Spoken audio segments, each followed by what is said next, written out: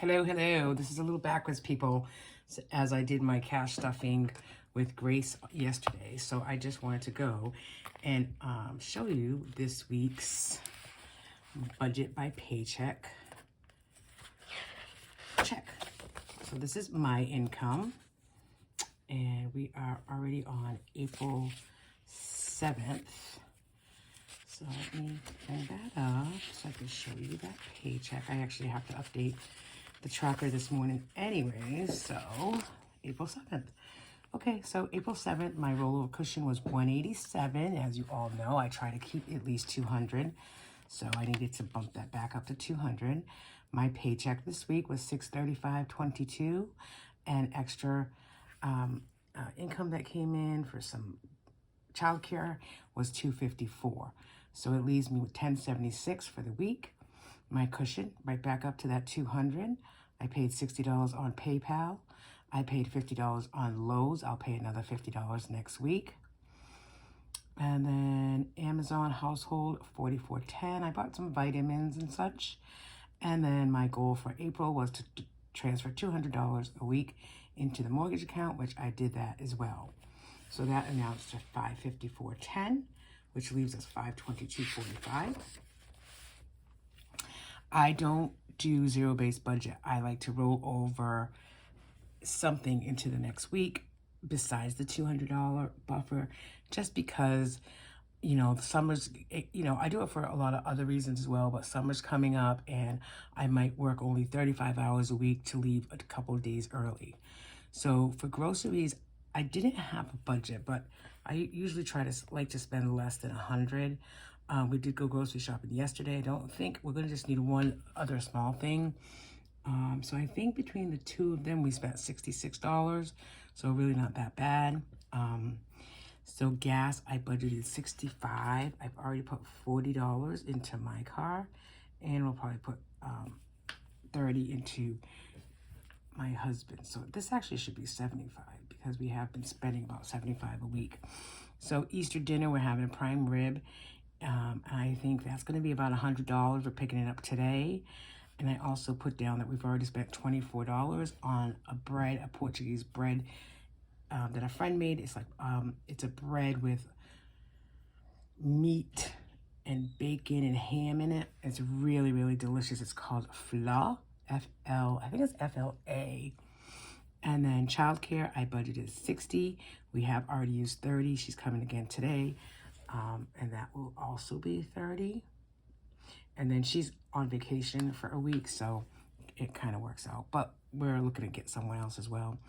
And then I gave Grace $10 for her spending book, and I took $20, and I already spent it on two $10 scratch tickets, and I lost two $10 tickets. And that's okay, you know, that's kind of what it's there for. So then my sinking funds, kind of always the same. I pick certain sinking funds to do for the month, and I really am just kind of stick to that. But this is sinking funds as well as savings challenges. So the sinking funds is I used to do 5 for 5, but now I do 5 for 6. So 6 different categories at $5 each. It's amazing how fast it happens. We all say that life happens fast. And then when you're saving $5 a week for certain categories, it really does add up.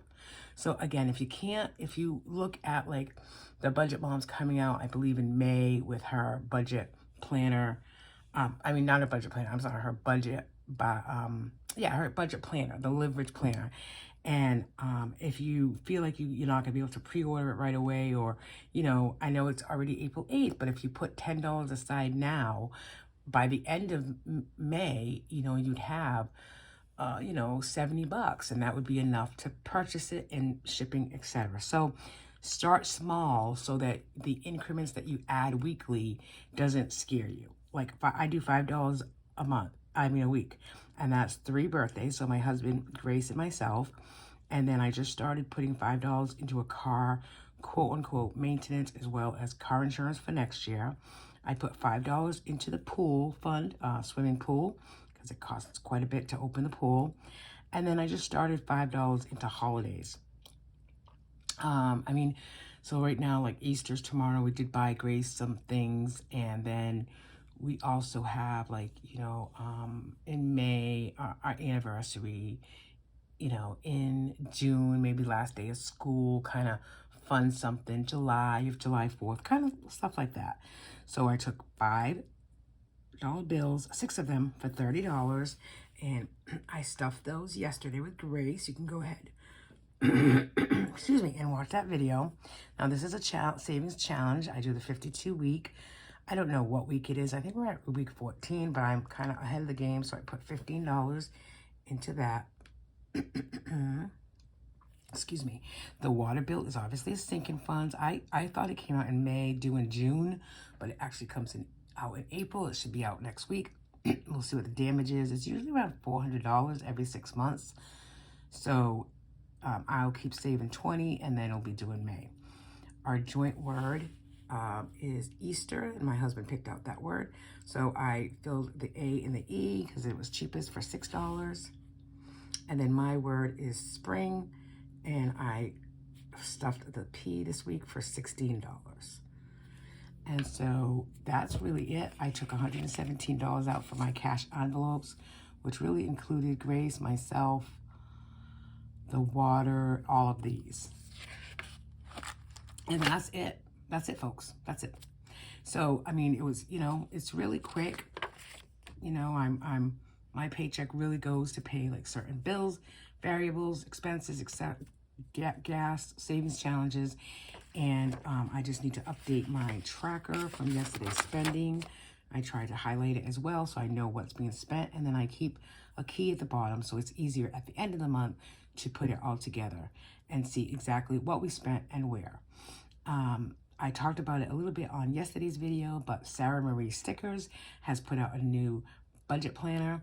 I pre-ordered it and it's coming, I believe, in June or July. Kind of excited for it because I do like this. I like the small, not that I won't continue to do this like this. I will definitely continue this for this year, but for next year, I think I'm going to use that budget book for our fixed joint account and then just do mine separate again with the new Budget by Paycheck planner, which is coming out in October. I hope she kind of condenses it to a 7x9 size as well as the 8.5x11, but we'll see. I mean, I do like both sizes, and I love the Budget by Mom Paycheck method. So it doesn't matter what budget book I use, I'm still going to use this method. My coworker and I were talking yesterday about being independently wealthy and what that means to you. And I really it's a topic that I enjoy talking about. It's not about being, rich beyond my strangest dreams. I mean, it's not for that. For me, it's really not about that. I do play scratch tickets. Occasionally I go to a casino and I enjoy doing that. That's something that I enjoy doing.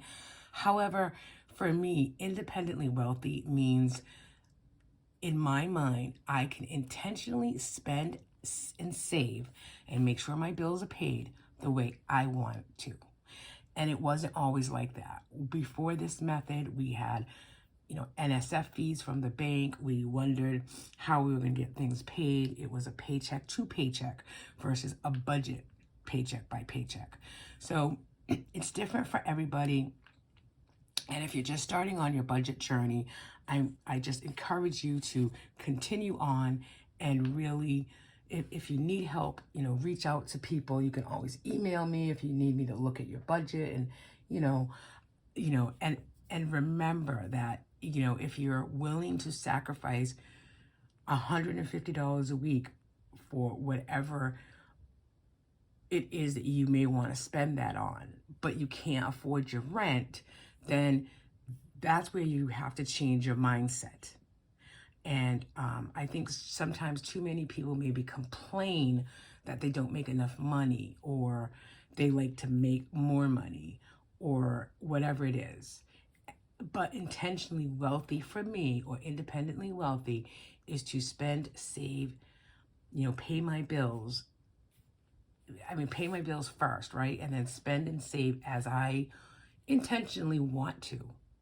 I want to be intentional about spending and saving. So that's my story today. Thanks everyone for watching. I appreciate that you're here. Like everyone else on this community, I am also trying to build my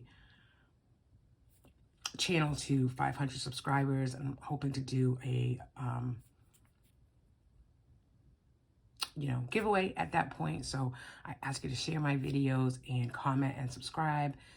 I try to get back to everyone who does comment, and I appreciate you all being here. Thanks, everybody. Bye.